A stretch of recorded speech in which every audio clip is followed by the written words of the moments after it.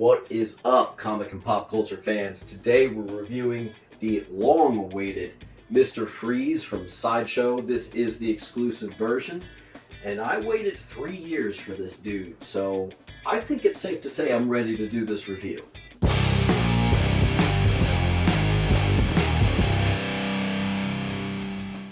Guys, I'm so excited to get into this review. Like I said, I waited the longest time. I think I knew about this in as early as in like late 2017. I have been so impatient for this.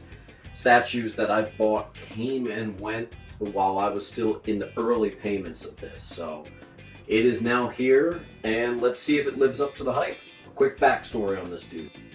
Victor Freeze, or Mr. Freeze, is a Batman supervillain. Written in Batman 121, he was first called Mr. Zero, and it wasn't until Detective Comics 373 that he was rewritten as Mr. Freeze. Years later, his origin story was revamped for the animated series. Dr. Victor Freeze was a cryogenics expert in Gotham City who was caught in a laboratory mishap while attempting to cure his terminally ill wife, Nora. The accident drastically lowered his body temperature to sub-zero levels, forcing him to wear a cryogenic suit in order to survive. His main goal remains finding a cure for his wife's illness, though his methods often bring him into conflict with Batman. Let's start him off by talking about probably the weakest part of the statue, the base. Alright guys, so we're going to talk a little bit about the base. Now right off the bat you can see that I have his wife, Nora, in her glass jar. This only comes if you have the exclusive version, so we'll talk about that real quick. It does have a nice little button in the front. That does nothing. It's this button in the back that causes the light to turn on and off. Very nice, a nice addition. Nice little side standalone piece. Moving on to the actual base itself, you see the batarang with a little bit of a frosty tip there. And that is friction fit into the glass. Now, I actually think the glass is a big, and I'm saying glass, I really mean ice shards. I think the ice shards are a big win for this. They are see-through. I think they look very good. I like the little bit of snow dusting on it.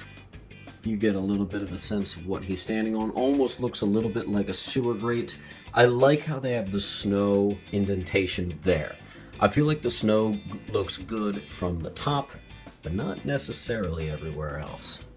We'll focus on his boots and everything else once we get into the sculpt and paint, but I do like the snow dusting on his tubes down there. Here's something that I'm going to be working on myself. This Batman cape, it's not great. It's very, very small. It does look plasticky, and there's little light sprinkling snow effects, but I'm actually going to customize this and add some more snow specs to it myself. You cannot remove this. This comes with the piece, and there's just nothing you can really do about it. So you either like it or you don't. And you know what? I don't totally love it. Moving around the back here. It looks good from the side. I think that's where it doesn't look particularly fantastic. Thankfully, it's in the back here. I don't think snow really looks like that. Like I said, I like how the snow looks like from the top. From the side, not so much. Good snow flex on that ice shard right there. So yeah, couple issues, plasticky looking cape, but otherwise pretty strong. Alright guys, we're gonna give him a 6 out of 10 on the base, but I can tell you right now, out of all our categories, that is the lowest. The rest of the statue only gets better from here. Alright guys, moving up, we start with the boots, and look at how nice these look. I really like the wiring that surrounds this whole statue. I think it looks really strong. The metal they used, or that they're trying to relay, it definitely looks like a coarse metal. It's got a great shine to it. I would have appreciated, I think, a little bit of blue tint, maybe some more frosting on the legs. That is just me. But it does look great. Let's get a quick look at this other boot. There it is sitting on that Batman's cape there. Nice little snow dusting effects there. I think they did a good job. Moving on up, we're not getting a super mech suit here, guys. It's a very actual, I don't know what I'm trying to say. I guess like a gymnastics suit or like a more tactical suit rather than something completely ridiculous and techie looking, like say from the video games. Moving on up to his belt. I think this area looks really good. I do wish there was a light up feature right there. I wish that little middle piece lit up, or maybe something up here. Maybe some like Darth Vader-y buttons or something. But you know, it does look very good. It is definitely very strong. The sculptor went pretty hard on this. Even though I do think it is on the simpler side when it comes to Mr. Freeze, you can really do some pretty serious tech suits. And this one's a little bit on the more, I guess you could say animated series side, rather than, let's say, the Arkham games. I'll touch on that later. His hand looks good here. Nice clenched fist. Very believable fist there. And I love the coloring on these tubes going around, and these surround the whole body. Let's go over here and take a look at his gun. See, you see all the tubes go and everything connects to his gun. If I spin it around back here, here's his little jet pack, or whatever you want to call it, his freeze pack. There's his cabling. I think that looks really good, very believable. And it goes up to his gun. I think the gun was actually pretty simple, which really makes me believe that they were going for an animated series vibe here. That is the vibe that I get on this piece for sure. I could have appreciated a little more detail up here, but since you don't really see it, you know, it's okay. Maybe some sort of glow effect coming out of there. I don't know. Looks good though. All around very solid. Very impressive. Cool little reloader piece there. Super metal, man. And then the crown jewel of the piece. That head sculpt, guys.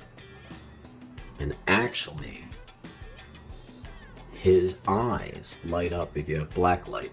Fortunately, I broke my black light like everybody else did in college, so I don't have that anymore. But look at that, guys.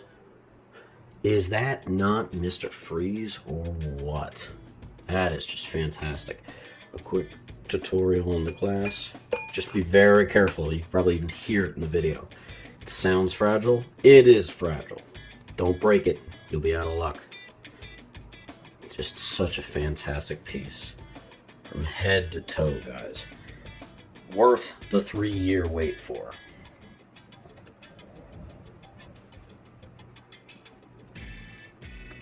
Another quick angle for you.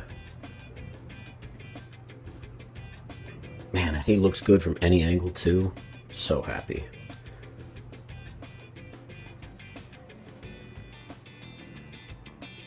Alright, so for sculpt, we're going to give it a nice 9 out of 10. For paint, a nice 9 out of 10. And fittingly for colors, we're also going to give it the 9 out of 10. Alright, so for the design and pose. So this statue actually was a little bit easier to design because it went back in time. We're getting a very classic museum style Captain Morgan pose. You don't see too much of this very often anymore. See like Joker over here? I don't know if that's in the camera. But Joker and a lot of other statues I have are old school. A lot of the old school, it's this type of pose.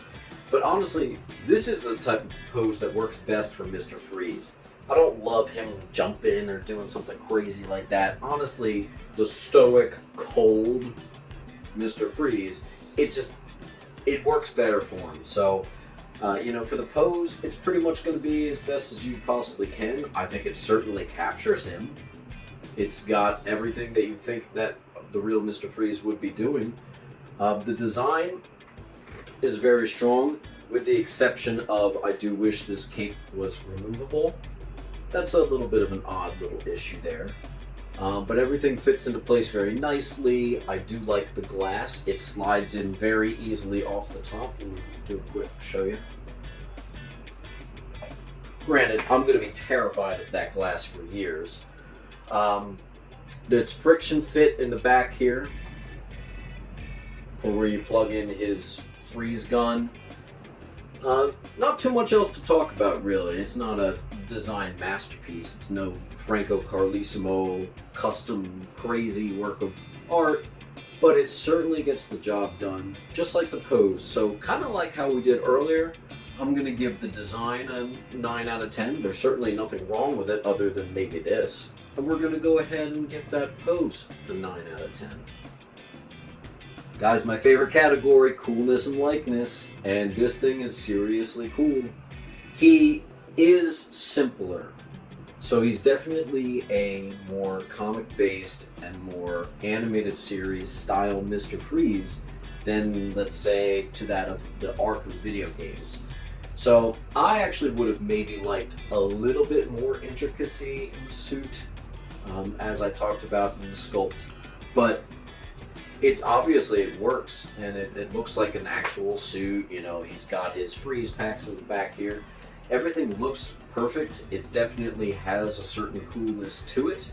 I think if it pushed the line and delivered more of a crazy, a little bit more detail, I think the coolness would be a 10, but it's certainly very cool, and it has quite a presence to it, so I am going to give it the 9 out of 10.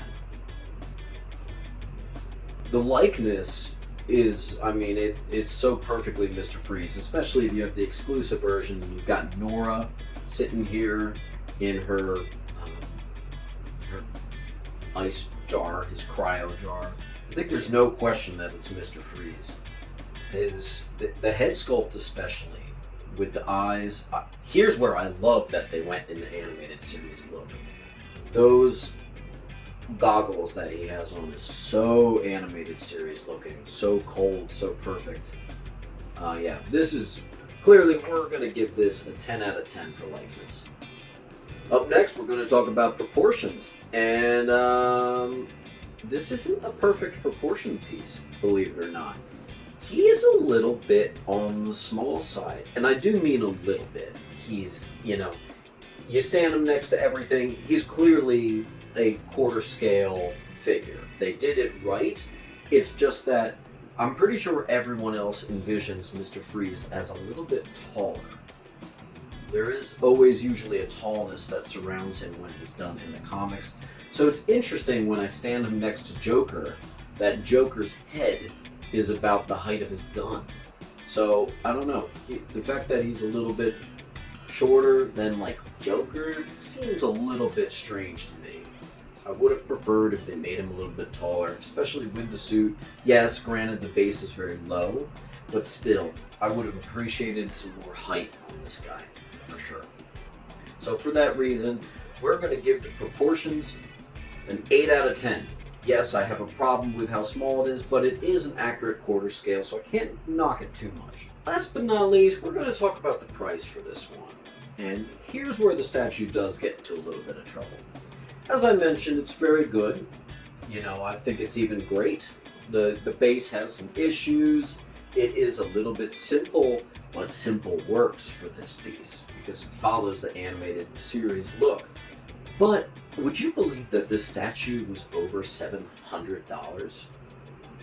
And I'm just, now that I've got it in here, I didn't understand why it was $700 when I bought it, and now that I have it in person, I'm still saying the same thing. Why was this $700? Why did this cost the same as the giant Bane?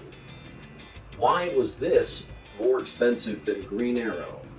Why was this more expensive than Superman and Wonder Woman? I feel like I'm missing something here. Or maybe Sideshow was just trying to make the extra buck on this guy because they knew how, maybe it was risky, maybe they didn't know. I really can't tell you. It's not a $700 statue. This is definitely overpriced. However, I would not sell it. I need it in my collection. So maybe it's a little supply and demand thing. Maybe they know that there's no other freezes out there in quarter scale. So maybe they got a monopoly on the market. Smart businessmen over there at Sideshow. But because of that, you get a lot here. It's a beautiful piece. You know, it could even be a top 10 piece for me, believe it or not. $700? I don't know. Plus with shipping and tax, it's 800 bucks. I don't know, guys. I think we're going to give this a 7 out of 10 for price. And that's me being a little bit nice here. Alright, guys. So I absolutely love this thing. I think there were a couple things that, you know, weren't fantastic. But it's like 1 to 10, the ratio of bad things to good. So this piece will blow you away. I highly recommend you get it before it sells out if it hasn't already. I think this could become a lot of people's grail. So we're going to give it its final score of... Guys, don't forget to like and subscribe. This has been James from Mint Hunter Comics. We're going to be getting to that 500 subscriber point pretty soon. You want to be a part of it because we got prizes. But stay tuned because I'm going to be doing movie reviews, more statue reviews, comic talk, all that good stuff for you. But other than that, thanks for stopping by and keep on collecting.